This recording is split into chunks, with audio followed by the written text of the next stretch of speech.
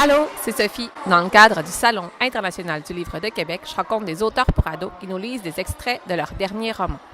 Je suis Samuel Larochelle, l'auteur de Lily l'apprentie parfaite. C'est le premier tome d'une série qui a été pensée pour les ados et également pour les adultes. Donc Lily a 14 ans, c'est une musicienne, elle fait environ 25 heures de musique par semaine. Elle veut en faire une carrière, traverser la planète avec la musique et s'éloigner beaucoup de ses parents avec qui elle a une très très mauvaise relation. Mais heureusement, il y a beaucoup de légèreté chez les voisins où se trouve son meilleur ami, Émile. Ils se connaissent depuis 10 ans, ils ont une super belle complicité, mais il y a aussi les parents d'Émile qui sont présents, qui sont aimants pour elle. Et le prof de musique de Lily considère qu'elle est assez douée pour participer à une compétition de musique canadienne qui réunit les meilleurs talents en musique chez les ados.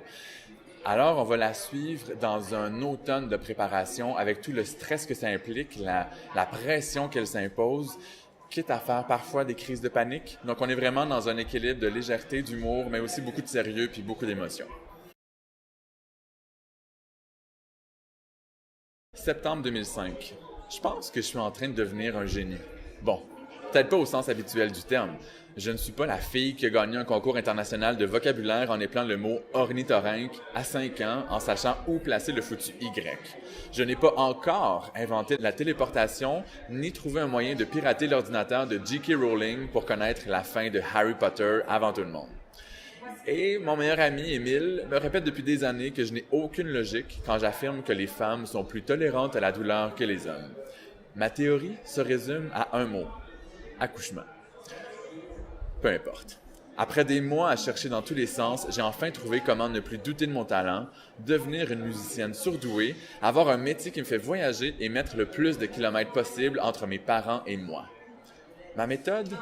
Consacrer la majorité de mon temps à la musique dans les plus brefs délais afin de rentabiliser les meilleures années d'apprentissage de mon cerveau et mon corps.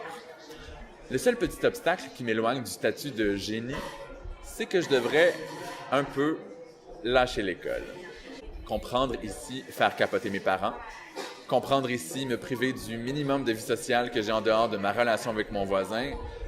Et demander une rencontre d'urgence avec le ministre de l'Éducation pour qu'il change la loi qui force les adolescents à fréquenter l'école jusqu'à 16 ans, ou assumer le statut de fugitive parce que je suis 15 mois trop jeune pour dire adieu à mes profs. N'importe qui peut penser que ma méthode ne vaut rien dans le vrai monde et que je vais devoir attendre longtemps avant de recevoir l'épinglette officielle des génies. Cependant, j'ai une question pour tous ceux qui trouvent que je suis déconnecté, qui jugent mon rêve de musique à temps plein et qui me rappellent gentiment qu'il faut un baccalauréat, 3 maîtrises et 1 doctorat pour réussir dans la vie. À quoi bon remplir mon esprit de nouvelles théories en sciences, en mathématiques ou en français? Je suis déjà assez brillante pour constater que l'obligation de conjuguer le mot « génie » au masculin est une preuve de sexisme et une démonstration très claire que la société devrait revoir ses règles et ses obligations. Si j'étais premier ministre, tiens donc, une autre affaire qui se conjugue presque jamais au féminin, j'adopterais illico une loi spéciale pour les jeunes avec un talent rare. Je leur donnerais le droit de dédier la majeure partie de leur énergie à perfectionner leur passion en diminuant de moitié le temps investi dans leurs cours de base et en prenant 1 ou 2 années supplémentaires pour obtenir leur diplôme d'études secondaires. Comme le font les jeunes athlètes et artistes qui ne respectent pas la durée socialement bien vue pour obtenir leur diplôme d'études collégiales ou universitaires. Cela dit, je ne suis pas encore prête à porter des étiquettes de rebelle et de future politicienne. Je ne serai pas celle qui va lancer une révolution. Et la meilleure façon de faire mon nom en musique classique est d'étudier dans les grandes écoles. Donc, je gagnerai rien à préparer ma retraite anticipée de la polyvalente. De toute façon, même si le Québec encadrait différemment les jeunes avec un talent rare, j'aurais toute la difficulté du monde à me convaincre moi-même que j'en fais partie.